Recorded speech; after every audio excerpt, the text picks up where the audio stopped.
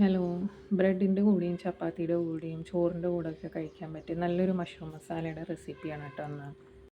അതിന് വേണ്ടിയിട്ട് എണ്ണ ചൂടാക്കി ഒരു സവാള നീളത്തിൽ അരിഞ്ഞ് ചേർത്ത് നന്നായിട്ട് വഴറ്റുക. ഇതിലേക്ക് ഒരു സ്പൂൺ വീതം ഇഞ്ചിയും വെളുത്തുള്ളി ചതച്ചതും കൂടെ ചേർത്തിട്ട് നന്നായിട്ട് വഴറ്റിയെടുക്കുക. 200 ഗ്രാം മഷ്റൂം ചെറുതായി അരിഞ്ഞതും കൂടെ ചേർത്തിട്ട് നന്നായിട്ട് വഴറ്റുക. ആവശ്യത്തിന് ഉപ്പും കൂടെ ചേർക്കാം. വെള്ളമൊന്നും ഒഴിക്കണ്ട കേട്ടോ.